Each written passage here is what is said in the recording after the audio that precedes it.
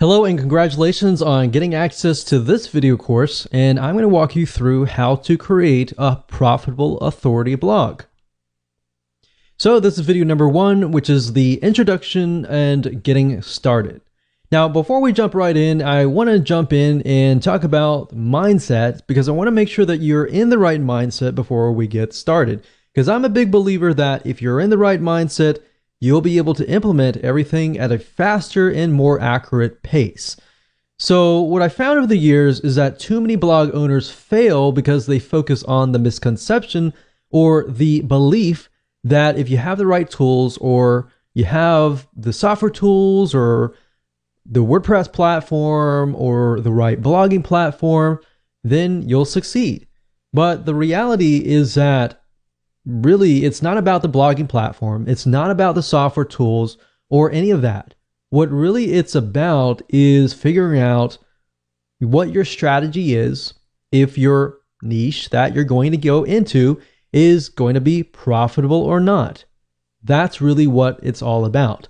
So the secret is to start with a niche that you are truly an authority in. So this video course is all about that, how to find your niche, but how to make sure that you're in fact the authority. And we're going to put things through a test, and you'll see several tests in the beginning to make sure that is true.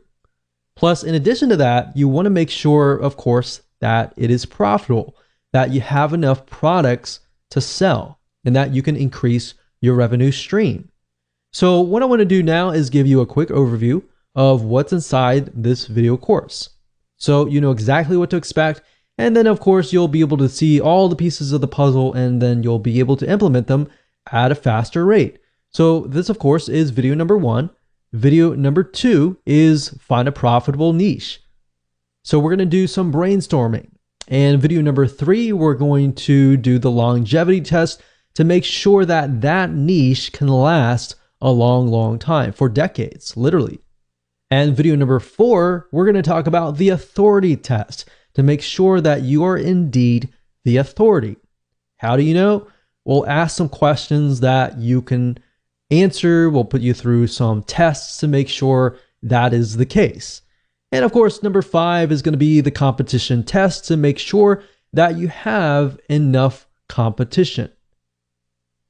And video number 6, we're going to talk about the product test to make sure that everything is going to be profitable for you in the long run. Because the worst case scenario is you jump into a niche that has a high demand, but it's not necessarily profitable. And of course, video number 7, we're going to talk about topic generation.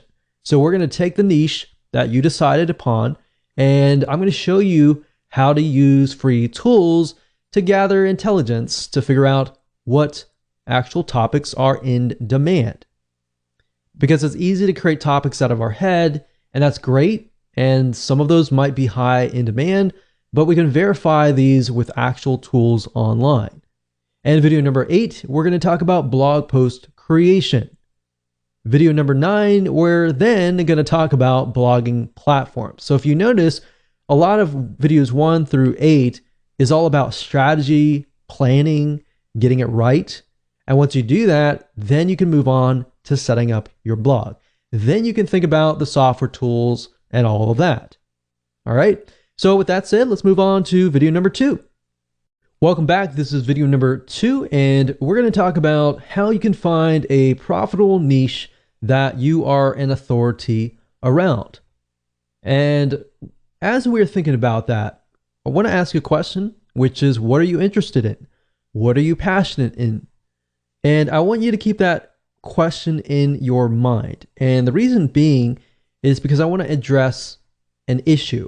And the issue is that many people tend to choose niches based on profitability. And that's the wrong way. Here's what you should look for. You should look for something that you're interested in, because if you look at the profitability or the money first, you will fail eventually, because you will eventually run into a roadblock and you will get overwhelmed. It'll be boring and you'll have no interest in it to continue. And another thing is you won't look like you really know what you're talking about. So start with your passion. And the great thing about that is that people will trust you. They will begin to see that you're passionate about it.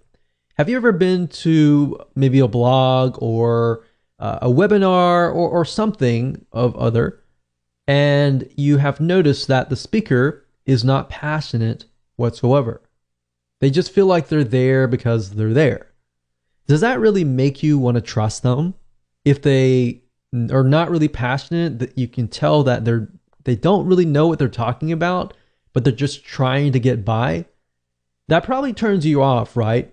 Well, same goes here. You don't want to portray that in any way. What I'm trying to get here is that you want to portray yourself as the expert. And to do that, you need to be passionate about the niche. So over time, like I said, things will get boring and you will lose sight. And once you've lost sight, that is the beginning of failure. So what I'm trying to do is I'm trying to set you up for success. Now, here's an example here. A while ago, I considered a niche called scrapbooking. I had zero interest in it, but I did this because I was trying to follow the money. What happened was it flopped. It died. So what I realized over the last decade was what gets you over the roadblock is being passionate about the niche. So here's my recommendation to you, and I want you to take this exercise and just go ahead. Step one, just pull out a pen and paper, pause the video if you want to, and just sit down and just begin to jot down all of your hobbies, things that you've invested money into, things that you've been passionate about. Maybe it's something that your family's passionate about. Think about all the pains that you've been through or your loved ones have been through, and jot those down as well. Because let's be honest, if it's a pain, you've probably done enough research about it to know the advantages and disadvantages of certain solutions and all of that. So let's say, for example, you have had a kidney stone. If that's the case, then you passed it without needing surgery, then somebody else out there is probably going to want to learn from you, right? So you have some sort of experience in it. You felt the pain, you felt the suffering, you've been through and done that. So you can relate to the people that are going through it. So basically think of things that you're passionate about. And if you want to pause this video and just go ahead and do that, that's fine. After you've done that, step number 2 is now, out of these that you have written down, I want you to pick and choose the ones that you're extremely passionate about. Now, hold on to this, because in the next video, we're actually going to discuss how to ensure that you can make sure that you can do this for the long term and that this passes the longevity test, which is the next video. Hello and welcome to video number 3, and we're going to talk about the longevity test. So here's a quick and easy short test that you can utilize to figure out if you're really passionate about the niche in the long term. Because you might be okay right now, but we really want to know if it's going to last for a decade or more. So in the previous video, you created many different topics and then you chose one. Now, the fact that you're passionate about this topic means that you're more likely to succeed in the long term, but we want to make sure that is the case. So here's what I want you to do. I want you to get a timer, whether it's your phone, whether it's your watch. From this topic, what I want you to do is try to jot down at least 10 to 15 different but very specific topics around this one topic. So in other words, let's do half an hour. And let's see how fast you can create specific topics around this niche. So say, for example, let's take the example of kidney stones. We can think about with kidney stones, there can be dieting. For example, certain foods create kidney stones, and certain things, certain supplements can actually help pass the stone without surgery. Now, can you create 10 or more topics? So I created 2 out of those. Or let's say, for example, lowering cholesterol. You know, we have dieting, we have exercise, we have cardiovascular exercise, we have aerobic exercise, we have other different options as well. So what we're trying to do is figure out how many topics you can create. So go ahead do that now, pause the video. If you got 10, great.